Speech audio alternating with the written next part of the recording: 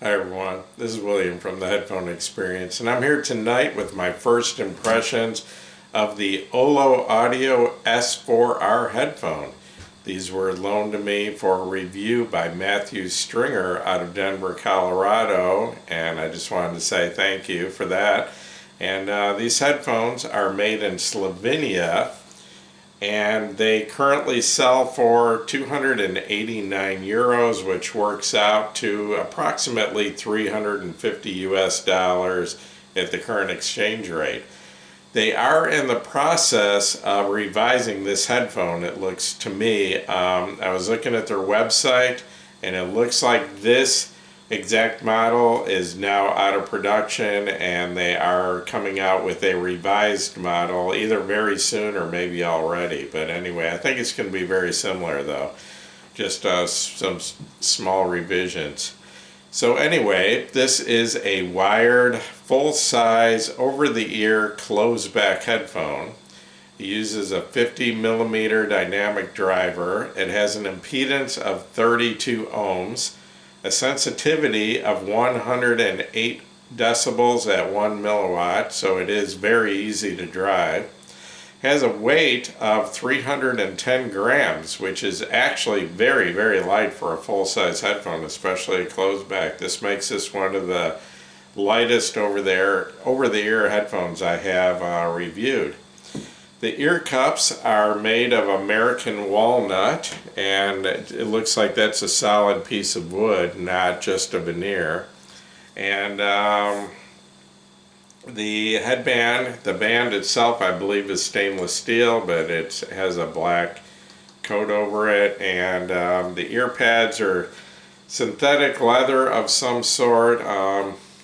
I'm not sure exactly what that material is. It is very soft, and the ear pads are very comfortable though. It comes with a detachable cable, and it is 2 meters long. At the amp end, you've got, well, right now it's got a 6.3mm single-ended adapter on it, which unscrews, and you back to your 3.5mm single-ended connection. Pretty nice though. It's got a nice aluminum end on it.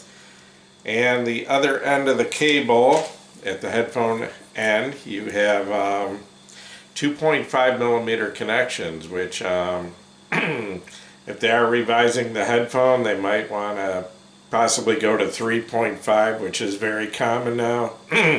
Excuse me, the only headphones I know of that I've had that have had the 2.5mm connection would be the older Hi-Fi Man.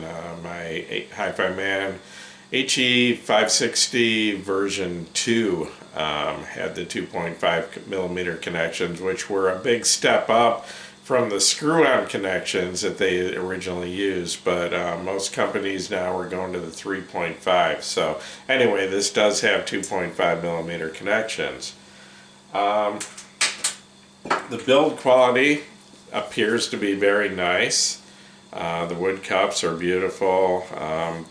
These have a very similar look to the Kennerton Magni, actually, although the ear cups are just slightly smaller. I measured these. The ear cups are 90mm in diameter, and the Kennerton Magni, and that would also include the LSA HP2, which is made by Kennerton, or are 95mm in diameter, so I don't believe you'd be able to use the ear pads from those. So they seem to connect the same way, but the Kennertons are 5mm larger in diameter. As far as comfort, they are extremely light. The headband is self-adjusting. You can see that. They do swivel at this point here, and they got pretty good clamping force, but not excessive. I mean, it's comfortable. They stay in place. You don't have to worry about them falling off. But they are very, very light and very comfortable. I could probably wear these all day. Something I did want to mention is isolation. These do isolate extremely well, probably better than any other headphone I've reviewed up till now. They do a very good job of keeping outside sound out, and they do a very good job of keeping the music in. And these are actually marketed by Ollo Audio as being studio these are for studio recordings, so that would be the idea. You want a headphone that's going to keep the outside sounds out so you can hear what you're doing, and so everyone else doesn't hear your music. So in that respect, they did a very good job. They do isolate extremely well, even quite a bit better than any of the other headphones that I've reviewed. Tone balance, getting into the sound a little bit here, and I've only had these a few days, so I'm just giving you my first impressions on the sound. I haven't really done much comparisons yet with other headphones, and I will do that over the next few weeks, and be back in a couple of weeks with a full review where I do compare these more to some other headphones and get more detailed into the sound. But for right now, I did want to mention I've tried these with 3 different amps so far. I've used the iFi Zen DAC, which is a combination DAC and amp. I've used the Benchmark HPA2, which is part of my Benchmark DAC 1 combination amp DAC, and I've also tried these with the Audio GD Master 9, my reference amp. So getting into sound, I would describe the tone balance as slightly V-shaped, just a little bit of V. I'm hearing a little bit of an emphasis in the mid-bass and a little bit in the mid-treble. Other than that, they're basically sort of neutral, but they've got sort of on the warm side of neutral sound to me. Basically, I would describe the sound of these as kind of warm, rich, kind of thick and creamy. It's not a thin sounding headphone at all. One of the headphones that I'll probably be comparing this to in my second video will be the Hi-Fi Man Sundara, because of the price being just about exactly the same. So compared to the Sundara, a lot of people think that's kind of thin sounding, and this does not sound that way at all. It's a much richer, thicker sound. They have good detail. Doesn't seem to be the absolute last word in detail, but they do have good detail and resolution. The imaging seems to be very precise. I can detect the direction of each sound, and they have good separation between the different instruments and the voices. The Soundstage, so far from what I'm hearing, sounds a little bit on the smallish side to me. They are a closed back, which usually does have a smaller soundstage, but this is how I describe the soundstage. I'm hearing some sounds pretty far out, but basically the vocals compared to some other headphones are closer in and more centered. I'm hearing, I did compare this for a few minutes to the LSA HP2, which actually has a pretty wide soundstage for a closed back headphone. And the soundstage, the voices were more wrapped around, where with this headphone, the voices are more kind of right in the center and in front of me. So they don't wrap around me the way they do. So I would say the soundstage sounds a little more, some people would describe that as intimate, like being in a smaller venue, but it's not the largest soundstage I've heard.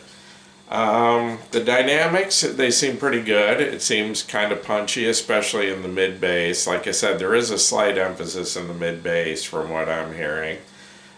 Basically, I would just say the sound to me is very laid back, just kind of an easygoing sound. It's never harsh.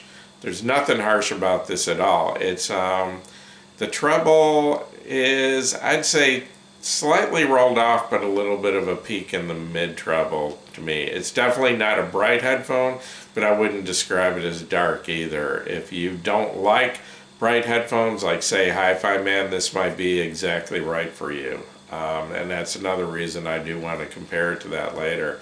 I'll probably find something else to throw into the mix too, but anyway, overall, I would just say this is a very pleasant to listen to, very enjoyable headphone. It's very low fatigue. I can listen to this all day, and like I said earlier, this is marketed as a headphone to use in the studio, and where a person's going to be using a headphone all day to do their job, they're definitely not going to want something harsh and fatiguing.